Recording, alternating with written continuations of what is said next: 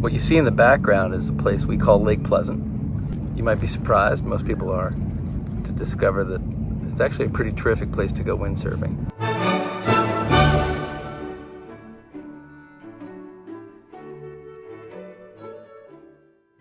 You know, how do I turn my windy day into a fun day? And windsurfing is the answer. It was kind of like it hit me that, hey, here's a way that a person in the desert can access the surf experience. My name is Stefan Fitch, and I'm a windsurfing enthusiast from Scottsdale, Arizona. I'm now a member of the U.S. Windsurfing Association. I'm a regional director. You know, I used to come out and windsurf, and I was lucky if I ever saw one other person windsurfing here. Now I come out, and there are, 6, 8, 10, 12 of us, and it's kind of wonderful. I would describe it as an extreme version of sailing.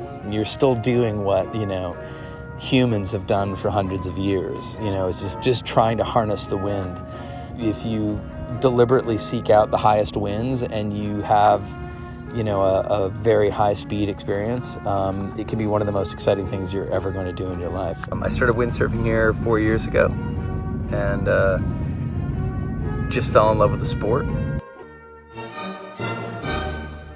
A bunch of different people started fooling around with a kind of sort of stand-up sailboat type of experience. I know that the sport really came into its own in the late 1970s, early 1980s.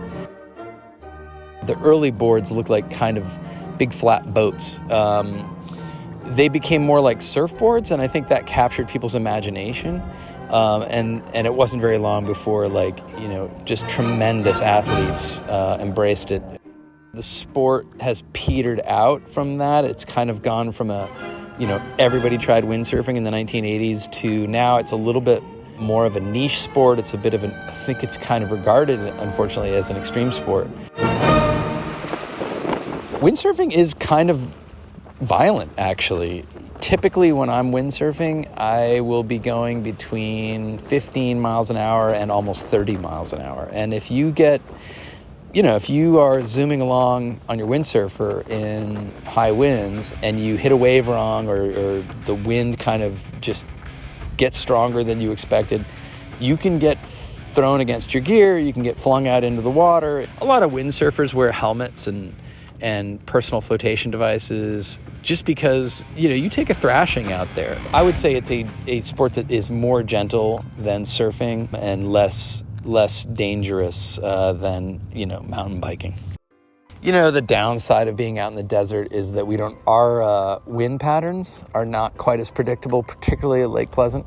Anybody who's been out here and seen our group windsurfing would probably have a good chuckle. We all fall a lot more because, the wind is it's not that nice, silky, steady wind like an ocean breeze. It's fortunately, modern technology has made it possible.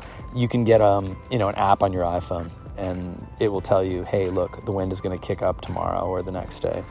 There is something really special about being out in the desert. It's a very dry place. It's kind of a fierce atmosphere. When it gets hot here, it becomes a little frightening. But what's wonderful about windsurfing is it connects you to the lakes. It connects you to Lake Pleasant. It connects you to Lake Mojave, and you have this sense of excitement and adventure, and you're dancing across the water in a place that is otherwise bone dry.